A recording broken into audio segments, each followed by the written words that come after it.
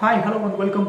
இது IPL retention ரொம்பவே ஒரு குரூஷியல் ஆன ஃபேஸ் ஆகிட்டு இருக்குது. புதுசாக 2 டீம் உள்ளே வரனால கம்ப்ளீட்டாக எல்லா டீமுமே ஒரு மெகா ஆப்ஷனுக்குள்ளே போக போகிறாங்க. இத்தனை வருஷம் பார்த்து ஒரு கட்டின ஒரு கோட்டைனே சொல்கிறாங்க. ஒவ்வொரு டீம்ஸுமே ஒரு ட்ராஃபி அடித்த டீம்ஸாக இருக்கட்டும், மல்டிபிள் டைம்ஸ் ட்ராஃபி அடித்த டீம்ஸாக இருக்கட்டும், ரொம்பவே ஒரு இக்கட்டான ஒரு சூழ்நிலை. வெறும் 4 பிளேயர்ஸை தான் ரீடேட் பண்ண முடியும். டோட்டல் பர்சனும் 90 கோடி. இதில் 4 பேரை தான் ரீட்டைன் பண்ண முடியும். ரொம்பவே ஒரு கஷ்டமான சூழ்நிலைங்க. எல்லா டீமுக்குமே மேக்ஸிமம் 4 பிளேயர்ஸாக ரீட்டைன் பண்ண முடியும். ரைட் டு மேட்ச் கார்டு ஆப்ஷனில் கிடையாது. ஸோ 4 பேர் தான் அதிகபட்சம். ஒரு பார்த்து ஒரு உருவாக்கின ஒரு கஷ்டப்பட்டு குரூம் பண்ண பிளேயர்ஸ், டீமுக்காக இத்தனை வருஷமாக உழைச்ச பிளேயர்ஸ். பட் ஒரு 4 பேருன்றது ரொம்பவே கஷ்டமான ஒரு கால் தான் எல்லா டீமுக்குமே. பட் எல்லாருமே அந்த முடிவுகளை நேற்று நைட்டு கம்ப்ளீட்டாக எல்லா அஃபிஷியலாக வந்துருச்சு. இப்போ ஃபர்ஸ்ட் நம்ம ரூல்ஸை பார்க்கலாம். மொத்தம் 4 பிளேயர் ரிட்டைன் பண்ணோம். இல்லை 2 தான் அதிகபட்சம் ஓவர்சீஸ் பிளேயர்ஸ் அண்ட் அதிகபட்சம் இந்தியன்ஸை ரிட்டைன் பண்ண முடியாது. எண்ணிக்கை வெறும் 3 அண்ட் அதில் 2 அன்கேப் பிளேயர்ஸ் மட்டும் தான் இருக்க முடியும். ஏன் அன்கேப் பிளேயர்ஸ் 2 பேர் லிமிட்னா, அன்கேப் பிளேயர்ஸ்க்கான ரிட்டென்ஷன் ப்ரைஸ் ஜஸ்ட் 4 கோடி. ஒருவேளை ஒரு டீம் 4 பேரை ரீட்டைன் பண்ணணும்னா அவங்க கண்டிப்பாக 42 கோடி அவங்க பர்சனல் செலவு பண்ணி ஆகணும். 48 கோடி வரை அவங்க ஆப்ஷனுக்குள்ளே போவாங்க. Respective 16 crore, 12 crore, 8 crore, 6 crore அவங்களோட இதாக இருக்கும். பட் அதுக்குள்ளே அவங்க எந்த பிளேயர்ஸுக்கு எவ்வளோ தேவையோ அதை அவங்க மாற்றி கொடுத்துக்கிறதுக்கான ஒரு ப்ரையாரிட்டியும் இருக்குது. பிளேயர்ஸோட ஒரு விருப்பம்.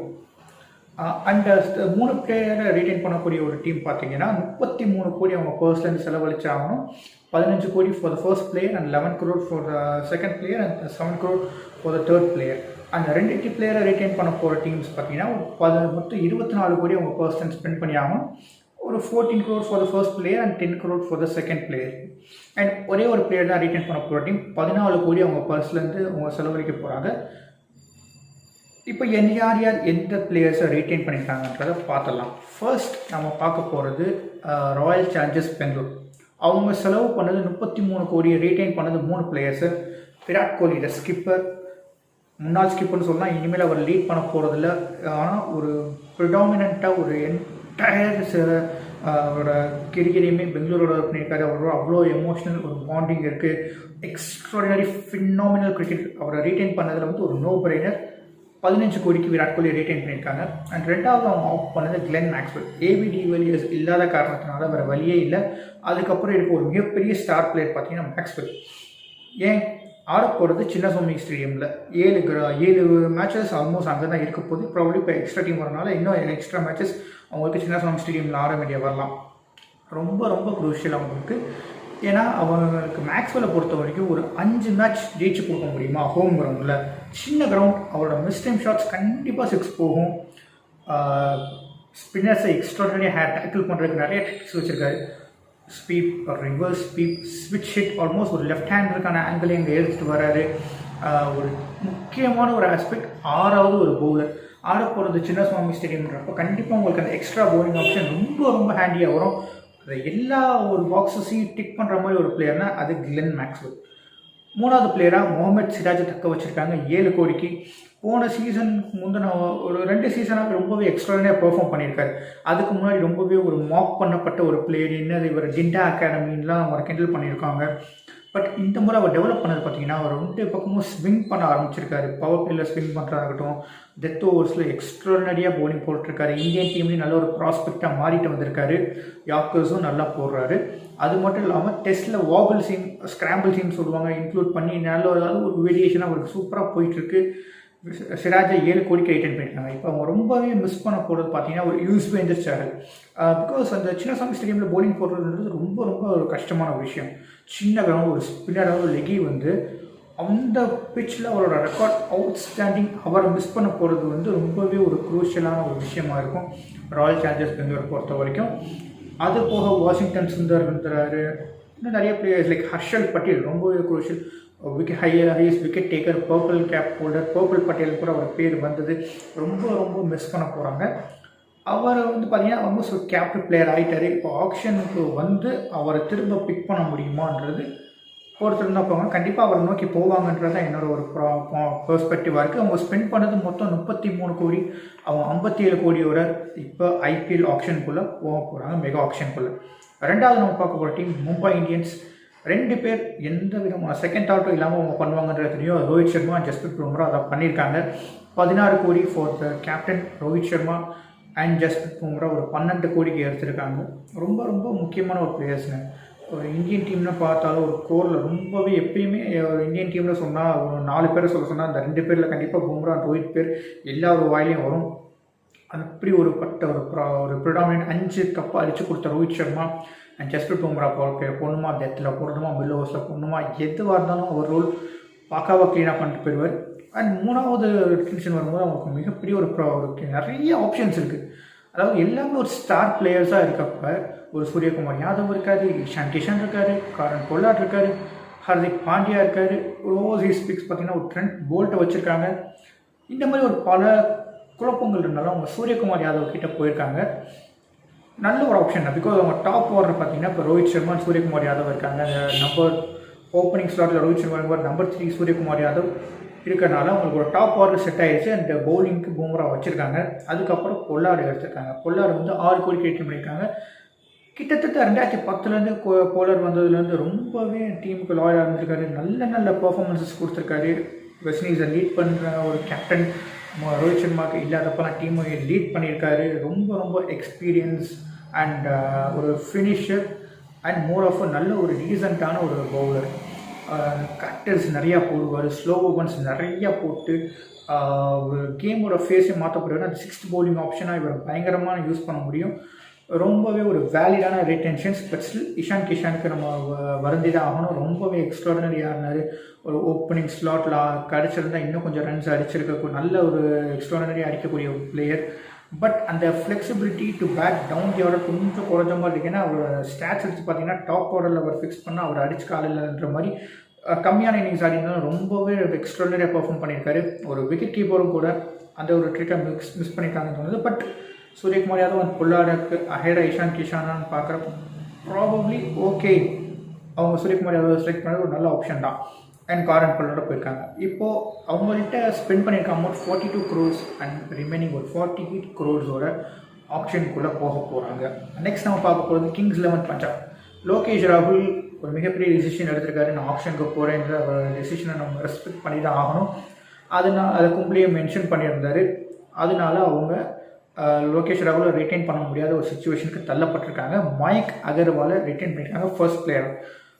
14 கோடிக்கு அவர் மேலே இன்வெஸ்ட் பண்ணியிருக்காங்க. மேபி அவர் ஒரு லீடர்ஷிப் ஸ்கில் இருக்க ஒரு பிளேயராக பார்க்குறாங்களோன்னு ஒரு சின்ன ஒரு இது இருக்குது.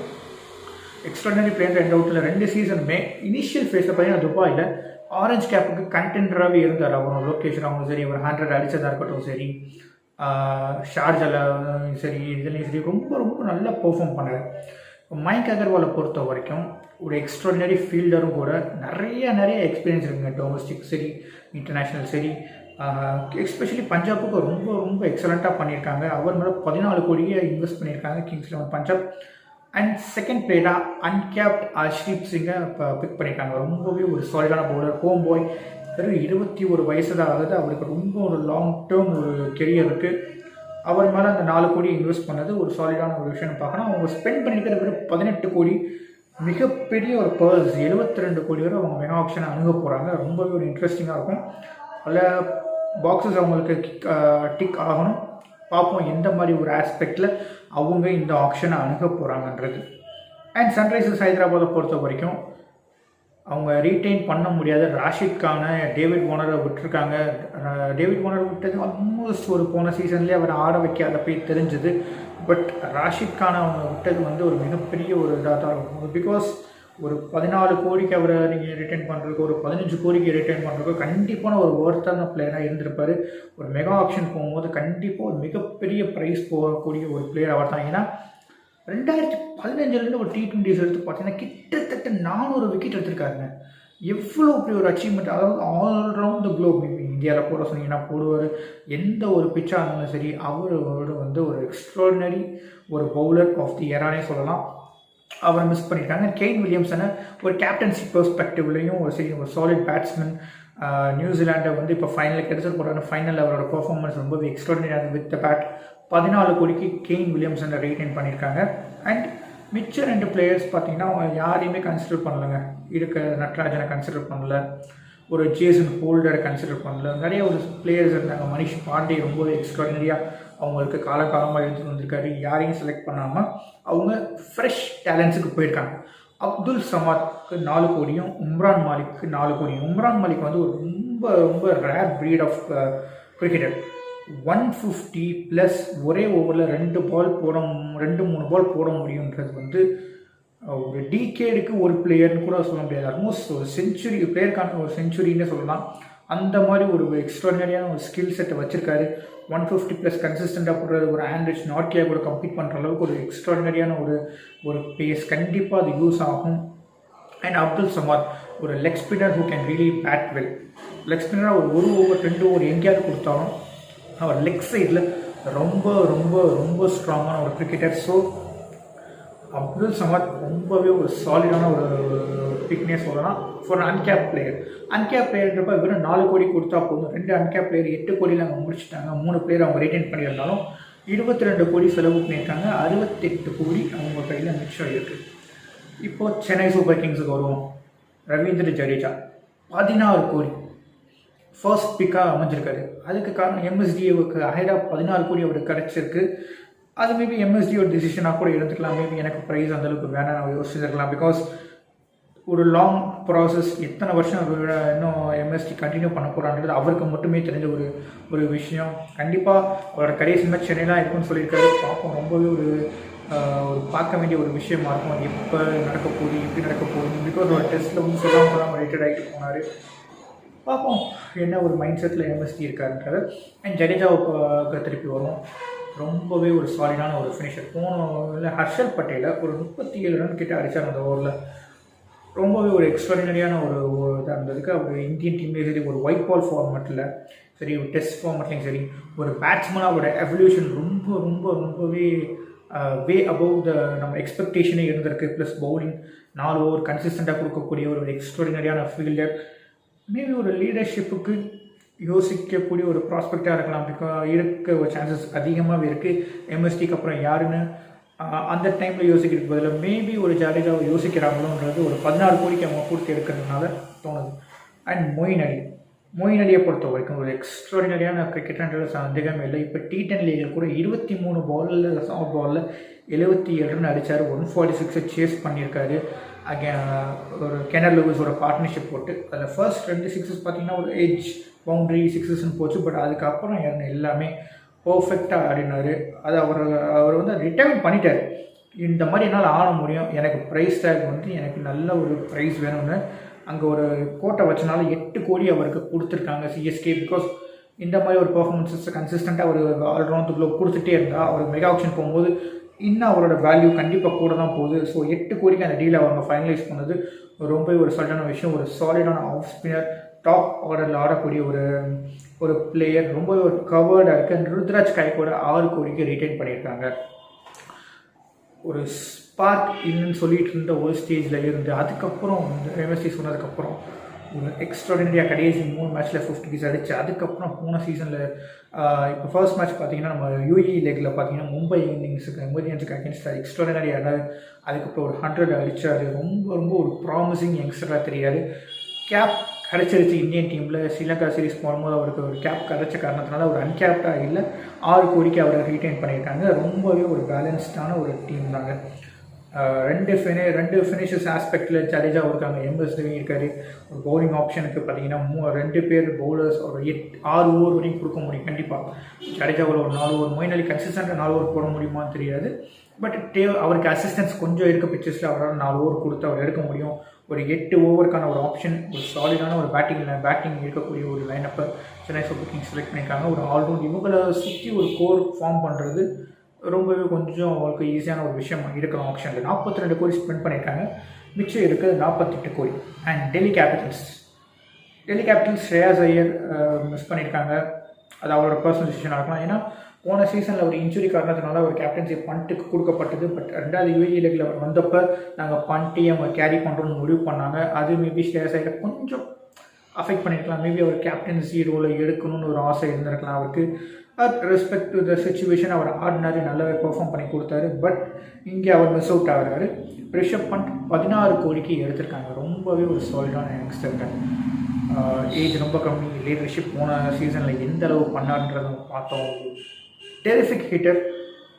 அவருக்கு 16 கோடின்றது கண்டிப்பாக ஒரு ஜஸ்டிஸ், ஒரு விக்கெட் கீப்பர், ஒரு கேப்டன், ஒரு நல்ல ஒரு ஃபினிஷர், இத்தனை ஆஸ்பெக்ட் அவருக்குள்ளே இருக்கிறப்ப அவருக்கு அந்த 16 கோடின்றது ஒரு இதுவே கிடையாது. அண்ட் அக்ஷர் பட்டேலுக்கு 9 கோடி கொடுத்து எடுத்துருக்காங்க. அக்ஷர் பட்டேலை சாலிட் இனஃப், ரொம்பவே ஒரு எக்கனாமிக்கல் பவுலர், கன்சிஸ்டண்ட்டாக விக்கெட் எடுத்து கொடுத்துருக்காரு. ஒரு அண்டர் ரேட்டட் கிரிக்கெட்னே சொன்னேன் இந்த ஃபார்மேட்டில். இந்தியன் டீமுக்கு ஆடுறதுக்கான இன்னும் எல்லா ஒரு ஸ்கில் செட் தகுதி இருக்குது. பட் இந்தியன் டீமில் இன்னும் T20 அந்தளவுக்கு அவர் எஸ்டாப்ளிஷ் ஆகலை. கண்டிப்பாக இன்னும் ஃப்யூச்சரில் ஆவார்ன்றது ஒரு கருத்து தான். சூப்பரான ஒரு தேவையான இடத்துல ஒரு பவுண்ட்ரி, ஒரு 6 அடித்து மேட்ச்சு ஒரு 10 பால் ஒரு 15-20 ரன் அடிக்கக்கூடிய ஒரு பிளேயர் தான். இத்தனை ஒரு சாலிடான எக்கானமி ரேட்டில் தேவையான இடத்துல சீல் பண்ணி போடக்கூடிய ஒரு அக்ஷர் பட்டேலுக்கு 9 கோடி நல்ல ஒரு. அண்ட் அதுக்கு அடுத்து தான் அவங்க போயிருக்குது ஒரு ஓப்பனர் பிருத்திவி ஷாவை ப்ரிஃபர் பண்ணியிருக்காங்க. 7.5 crores. டெவஸ்டேட்டிங் பேட்ஸ்மேன், எந்த ஒரு மாற்று கருத்தும் இல்லை. எக்ஸ்ட்ராடினரியான ஒரு கிரிக்கெட்டர். ஒரு 7.5 crores ஏற்ற ஒரு பிளேயர். அதாவது ஆல் கன்ஸ் பிளேசிங்னு எடுத்த உடனே ஸ்விங் இருக்கா, எதை பற்றி கவலைப்பட மாட்டார். ஹேண்ட் அண்ட் ஐ கோஆர்டினேஷன் நல்லா இருக்கக்கூடிய ஒரு பிளேயர்.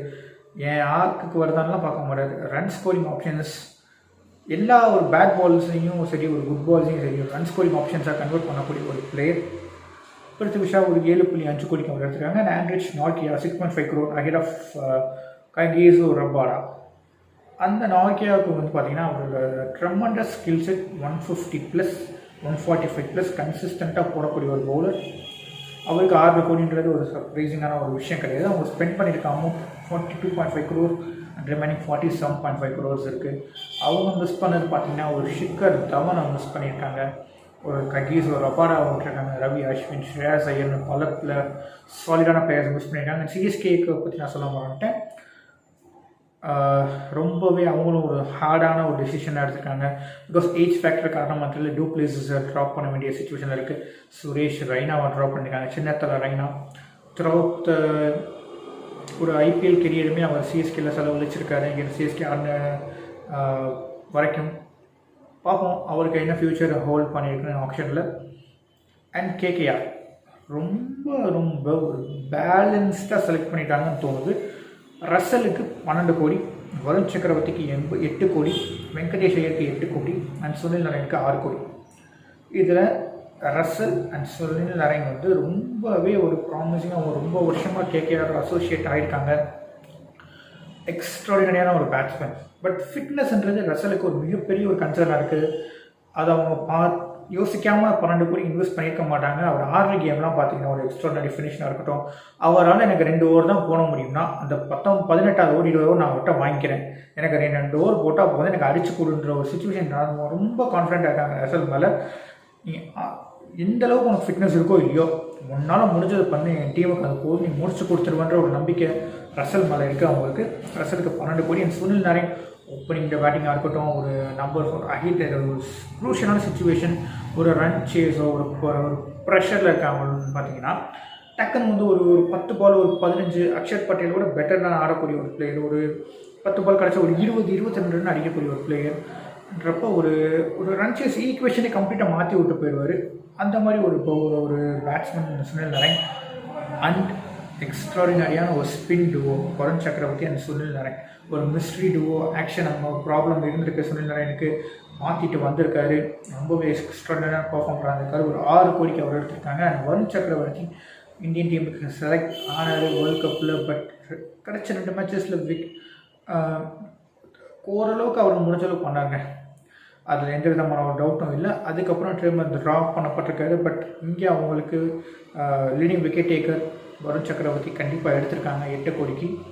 அண்ட் இந்த டீமை பார்த்தீங்கன்னா ஒரு 8-10 ஓவர் இவங்க கிட்டேருந்தே வாங்கிட முடியும் இவங்களால். வருண் சக்கரவர்த்தியாக இருக்கட்டும், சுனில் நரேன் 8 ஓவர் கம்பல்சரியாக போட்டுருவாங்க. ரசல்டேருந்து 2 ஓவர் வாங்க முடியுமா? Okay fine. 4 ஓவர் போட்டால் 12 ஓவராக கூட அவங்க கிடைக்கலாம். வெங்கடேஷ் ஐயர்கிட்ட 1 ஓவர் 2 ஓவர் வாங்கினா கிட்டத்தட்ட ஒரு 14 ஓவருக்கான ஒரு பவுலிங் இதை அவங்க ரிட்டைன் பண்ணிட்டாங்க. இதில் உங்களுக்கு எக்ஸ்ட்ராடனரி பேட்ஸ்மேனாக ஒரு வெங்கடேஷ் டாப் ஆர்டரில் பயங்கரமாக பண்ணக்கூடிய ஒரு பேட்ஸ்மேன். அண்ட் சுனில் நரேன் சொல்லவே தேவையில்லை, அவரும் ஒரு எக்ஸ்ட்ரானரியான எஃபர்ட் கொடுக்கக்கூடிய ஒரு பேட்ஸ்மேன். அண்ட் ரசல் ஒரு ஃபினிஷர். ரொம்பவே ஒரு பேலன்ஸ்டாக இருக்குங்க. ஒரு முக்கியமாக இவங்களை சுற்றி ஒரு கோர் பில்ட் பண்ணுறது மிகப்பெரிய ஒரு ஒரு ராக்கெட் சயின்ஸாக இருக்க போகிறதில்ல அவங்களுக்கு. ஏன்னா ஒரு 13 ஓவர் கிட்ட இங்கேயே வந்துருச்சுன்ற பட்சத்தில் அவங்களுக்கு இன்னும் கொஞ்சம் பேட்ஸ்மேன்ஸ் மேலே ரொம்ப அதிகமாக கான்சென்ட்ரேட் பண்ணலாம். பார்ப்போம் என்ன மாதிரி ஒரு அப்ரோச் இருக்குன்னு. அவங்க ஸ்பெண்ட் பண்ணியிருக்கிறது 42 கோடி அண்ட் ரிமைனிங் 48 crores. அண்ட் இப்போ நம்ம ராஜஸ்தான் ராயல்ஸுக்கு வருவோம். கடைசி டீமாக அவங்கள பார்க்குறோம். சஞ்சு சாம்சனை 14 கோடிக்கு ரிட்டைன் பண்ணியிருக்காங்க. ஒரு எக்ஸ்ட்ராடினரியான ஃபைன். அவங்களோட லீடர்ஷிப் குவாலிட்டியாக இருக்கட்டும், ஒரு விக்கெட் கீப்பர் பேட்ஸ்மேன், ஒரு டாப் ஆர்டரில் கன்சிஸ்டண்ட்டாக பர்ஃபார்ம் பண்ணியிருக்காரு. நல்ல இன்னிங்ஸ் ஆடி கொடுத்துருக்காரு. வித்தவுட் சஞ்சு சாம்சனுக்கு அவங்க போயிருக்காங்க. அண்ட் ஜாஸ் பட்லரை 10 கோடிக்கு ரிட்டைன் பண்ணியிருக்காங்க. முன்னமே சொல்ல மாதிரி ஒரு எக்ஸ்ட்ராடினரியான ஒரு T20 player Jos Buttler. T20 மட்டும் மற்ற ஃபார்மர்ஸ்க்கு இந்தியனுக்கு கலக்குன்னு கலக்கிட்டு இருக்காரு. லோகேஷ் ராகுல் மாதிரி ஒரு ஃப்ளெக்சிபிலிட்டி கொடுக்கக்கூடிய ஒரு கிரிக்கெட்டர். விக்கெட் கீப்பிங் பண்ணணுமா ரெடி, ஃபீல்டிங் பண்ணணுமா ரெடி, ஓப்பன் பண்ணணுமா ரெடி, லோவர் டவுன் ஆர்டர் நான் ஃபினிஷர் ஆடணுமா ரெடி.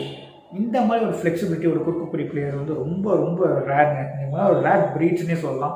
லோகேஷ் ராகுல், ஜாஸ் பட்லர் மாதிரி ஒரு பிளேயர்ஸ்லாம் அந்த ஒரு ஃப்ளெக்சிபிலிட்டியை இவர் கொடுக்குறனால இவருக்கு 10 கோடின்றது சாலிடான ப்ரைஸ். அண்ட் எஸ்எஸ்பி ஜெய்ஷ்வாலுக்கு அவங்க போயிருக்காங்க. 4 கோடிக்கு பிக் பண்ணியிருக்காங்க.